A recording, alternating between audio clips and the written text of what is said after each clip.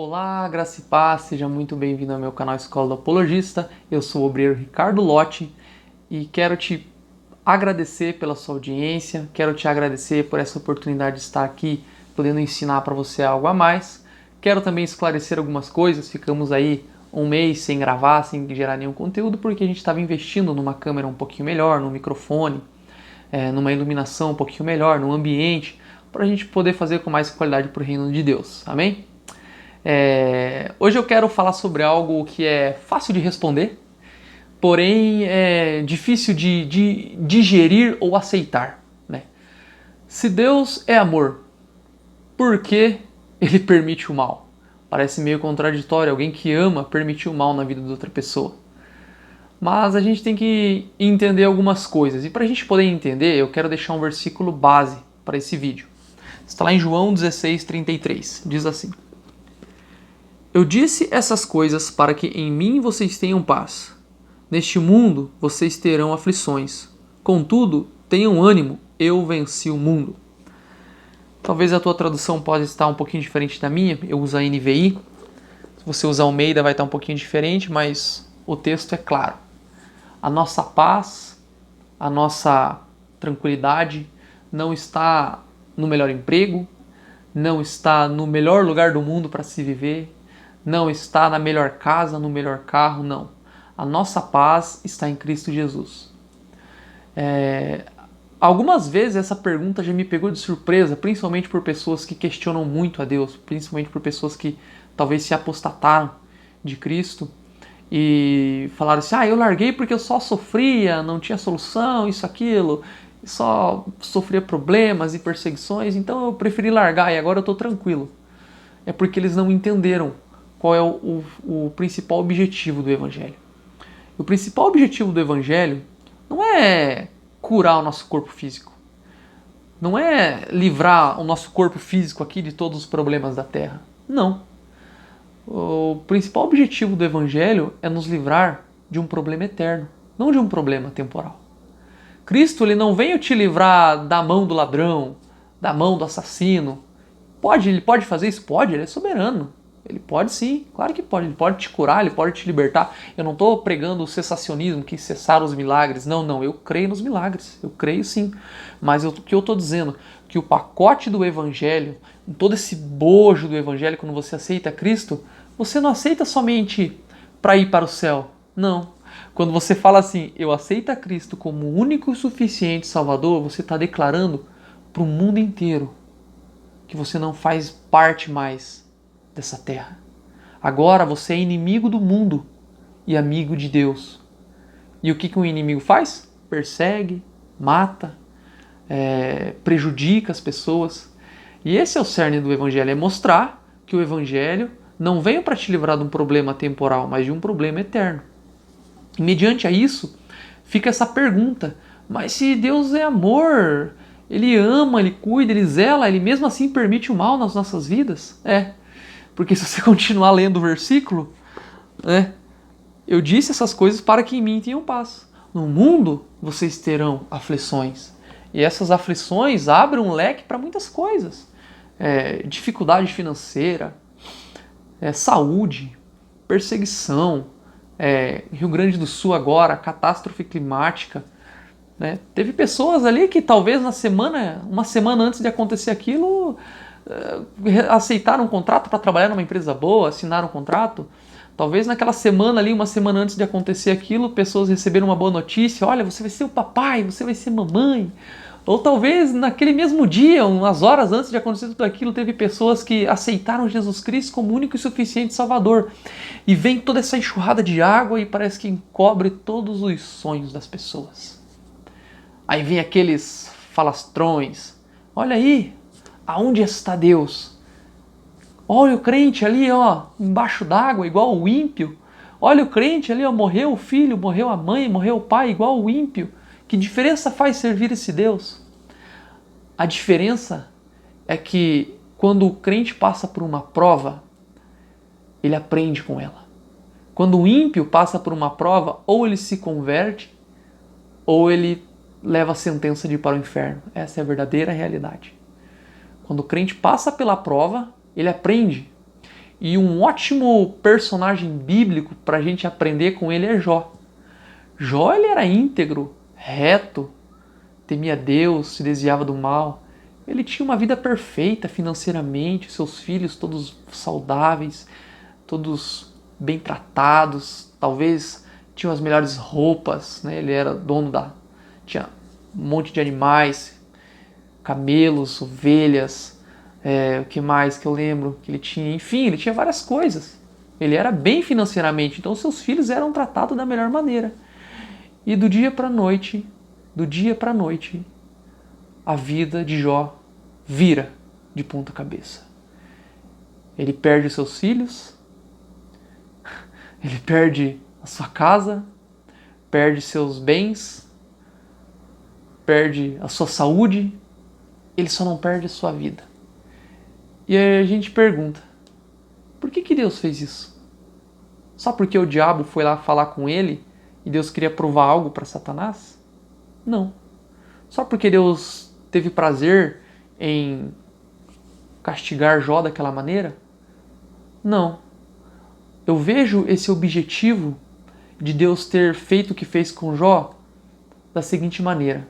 O próprio Jó fala que ele só conhecia Deus de ouvir falar, mas agora ele conhece verdadeiramente. As batalhas, as provas nos aproximam de Deus, fazem com que a gente conheça um pouco mais desse Deus maravilhoso, misericordioso e gracioso que é o nosso Deus. Mas ainda talvez fica algo assim, mas eu estou sofrendo tanto e parece que Deus não está comigo, parece que Deus esqueceu de mim. Não, Deus não esquece de ninguém. Deus não esquece de ninguém. Talvez teve pessoas, igual eu falei, que aceitaram Jesus naquela semana e já aconteceu tudo isso. E estão indignadas, estão achando que não valeu de nada. Por quê? Porque muitas vezes ouviram o evangelho que Jesus vai prosperar a tua vida, que Jesus vai fazer a sua vida na terra ser do bom e do melhor. Ele pode fazer isso? Pode, claro que pode, sem nenhum problema. Jesus ele é soberano, ele pode te dar R$1 milhão, como pode te tirar tudo que você tem, desde que você esteja nos caminhos do Senhor. É melhor um doente, um coxo, um aleijado na presença de Deus do que um milionário saudável longe de Deus. A gente vê isso na história de Lázaro e o homem rico. Lázaro não tinha nada, comia das migalhas que caía da mesa. O rico tinha tudo e no final das contas o que aconteceu?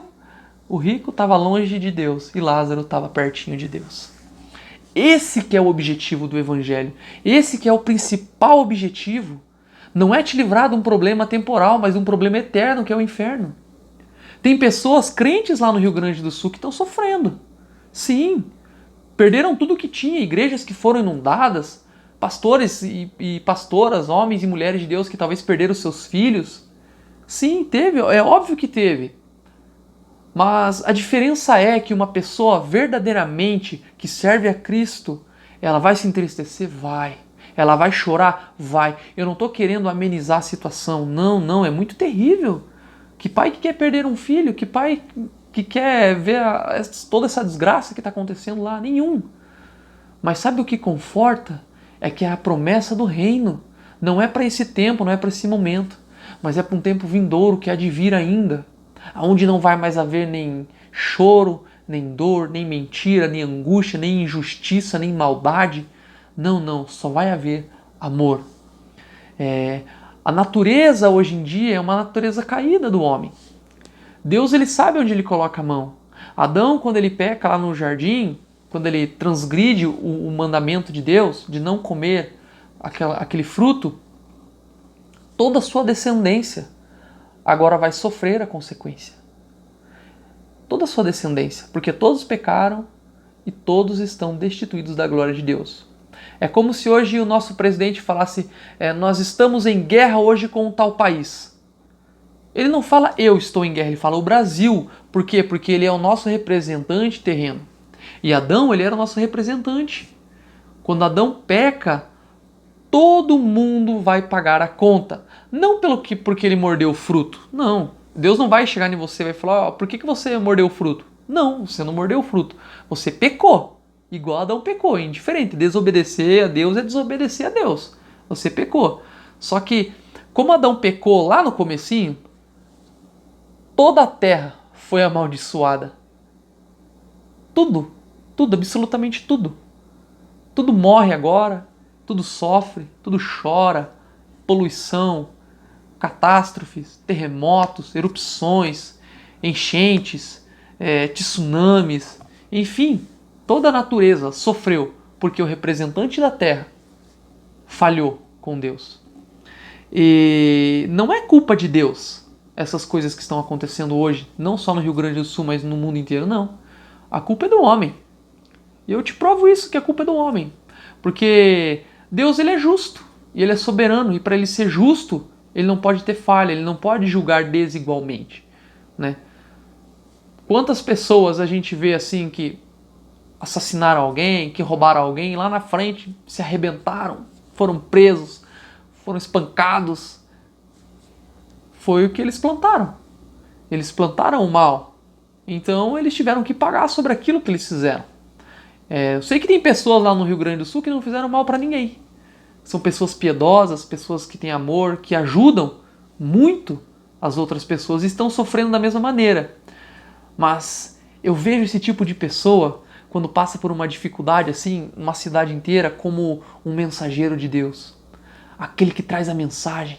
Porque em meio a todo esse clima, todo esse problema, é que se levantam os verdadeiros homens de Deus. Você veja José no Egito. José era reto, obedecia seu pai, era um filho exemplar, o mais amado do pai, e daí é vendido, vira escravo, se arrebenta inteiro, vai preso, e lá na frente ele revela os sonhos do padeiro e do copeiro, e os caras esquecem dele. Mas daí o faraó tem um sonho, tem um sonho e ninguém consegue desvendar aquele sonho, ninguém consegue interpretar. Aí vai José, em meio a toda aquela tribulação, em meio a todo aquele problema, José, um homem de Deus, em meio às tribulações, em meio aos problemas, ele resolve. Por quê? Porque ele era um crente que estava no meio do problema. Então, se você está aí no Rio Grande do Sul, se você está em qualquer lugar que tem um problema, você está aí não porque Deus é mau, não, porque Deus quer te usar para ajudar as pessoas. Deus, ele não quer te castigar, Deus não quer provar para você, olha só, eu sou soberano, eu quero te maltratar. Não, não, não, não. Deus quer te usar. Ele quer que você seja, talvez, um pilar no meio das pessoas, uma rocha firme, falar, olha, tá acontecendo, mas eu creio num Deus que pode resolver, eu creio num Deus que vai nos dar saída, eu creio num Deus que vai prover na nossa vida. Então você que está aí no meio dessa situação, a mensagem que eu tenho para você hoje, seja um canal de Deus para as pessoas. Seja um canal de Deus para as pessoas. Você está aí por um propósito. Deus, ele sabe onde ele coloca a mão, cara. Deus, ele sabe onde ele coloca a mão. Ele te colocou aí não porque você é o melhor do mundo, você é o pastorzão. Não, não. Ele colocou você aí porque ele quer te usar. Ele quer te usar de alguma maneira. De alguma maneira Deus quer te usar. Em meio às tribulações se levantam os verdadeiros homens e mulheres de Deus. Espero que eu possa ter trazido um alívio para o seu coração, um conforto para a sua alma. Deus, ele é amor. Ele sempre vai ser amor. Ele sempre vai continuar sendo amor. Deus é tão bom que deixa você plantar o que você quiser. E tão justo que deixa você colher aquilo que você plantou. O crente às vezes planta o bem e sofre perseguição. O ímpio às vezes planta o mal e colhe frutos bons. Mas entenda que a sua colheita não é nessa terra, mas é no reino dos céus. Em nome de Jesus, fique em paz e que Deus abençoe.